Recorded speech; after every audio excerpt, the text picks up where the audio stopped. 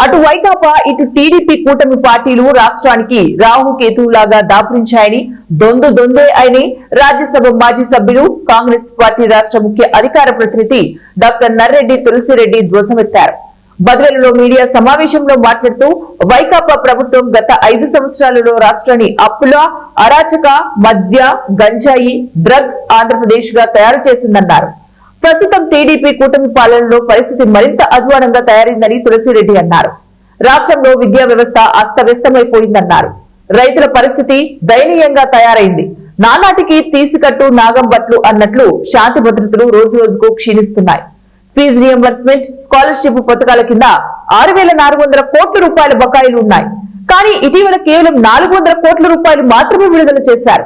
ఇవ్వాల్సింది కొండంత, ఇచ్చింది గోరంత. దీని వలన అటు కళాశాలల యాజమాన్యులు, ఇటు విద్యార్థుల తల్లిదండ్రులు ఇబ్బంది పడుతున్నారు. సిబ్బందికి జీతాలు ఇవ్వలేక, కరెంటు బిల్లులు కట్టలేక, కళాశాలలను నిర్వహించలేక కళాశాలల యాజమాన్యులు ఇబ్బందులు పడుతున్నారు. ఫీజు కడితేనే సర్టిఫికెట్ ఇస్తామని విద్యార్థుల మీద ఒత్తిడి తెస్తున్నారు. దీని వలన విద్యార్థులు పై చదువులకు పోలేక, ఉద్యోగాన్వేషణ చేయలేక ఇబ్బంది పడుతున్నారు. ఇప్పటికైనా రాష్ట్ర ప్రభుత్వం మొత్తం పెండింగ్ బకాయిలు 6,400 కోట్ల రూపాయలను ఇక ఏ మాత్రం ఆలస్యం చేయకుండా విడుదల చేయాలని తులసిరెడ్డి రాష్ట్ర ప్రభుత్వానికి విజ్ఞప్తి చేశారు. వ్యవసాయ రంగం, శాంతి భద్రతలు పూర్తిగా క్షీణించాయి. విద్యా వ్యవస్థ అస్తవ్యస్తం అయిపోయింది. ఫీజు రియంబర్స్మెంట్, స్కాలర్షిప్ పథకాల కింద 6,400 కోట్ల రూపాయలు బకాయిలు ఉన్నాయి. 6,400 కోట్ల రూపాయలు ఫీజు రియంబర్స్మెంట్, స్కాలర్షిప్ కింద వాటి ఇవ్వలేదు. పర్యవసానంగా కళాశాల యాజమాన్యాలు సిబ్బందికి జీతాలు ఇవ్వలేక, కరెంటు బిల్లులు కట్టలేక, కాలేజీలను నిర్వహణ చేయలేక వాళ్ళు అవస్థ పడుతున్నారు. విద్యార్థుల మీద ఫీజు కట్టమని వాళ్ళు ప్రెజర్ చేస్తున్నారు, లేకుంటే సర్టిఫికేట్ ఇవ్వమంటున్నారు.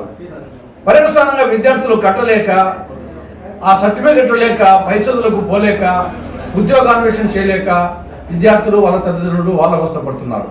కాబట్టి ఇమ్మీడియట్గా ఆ పెండింగ్లో ఉన్నటువంటి 6,400 కోట్ల రూపాయలు ఫీజు రియంబర్స్మెంట్, స్కాలర్షిప్ బకాయిలను వెంటనే చెల్లించాలని కాంగ్రెస్ పార్టీ కూటమి ప్రభుత్వాన్ని డిమాండ్ చేస్తా ఉంది.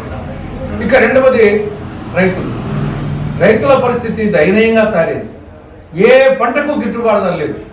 అది ఉల్లి కానీ, ఇది టొమాటో కానీ, చీనీ కానీ, అరటి కానీ, బనానా కానీ, తర్వాత మ్యాంగో కానీ, పొగాకు కానీ, మిర్చి కానీ, బంతిపూలు కానీ, ఏ పైరుకు వచ్చేసి అడిగేవాడే లేడు, కొనేవాడే లేడు. పంట పండించడం ఎత్తు అయితే అమ్ముకోవడం మరొక ఎత్తు అయిపోయింది. కూళ్ళు పీకిన కూలు రావడం లేదు. పొలాల మీదనే వదిలేస్తున్నారు, గొర్రెలకు బర్రెలకు వదిలేస్తున్నారు. ఇటువంటి క్లిష్ట పరిస్థితుల్లో రాష్ట్ర ప్రభుత్వము మార్కెట్ ఇంటర్వెన్షన్ స్కీమ్ ద్వారా రైతులకు గిట్టుబాటు ధర కల్పించాల్సిన పరిస్థితి ఉంది. కానీ మాటలు తప్ప చేతలు లేవు. కొంటామని చెప్పేయడం తప్ప ఇక్కడ కొనింది లేదు, ప్రభుత్వం పెట్టింది లేదు. కాబట్టి ఇమ్మీడియట్గా రాష్ట్ర ప్రభుత్వం మార్కెట్ ఇంటర్వెన్షన్ స్కీమ్ ద్వారా రైతులు పండించిన పంటలను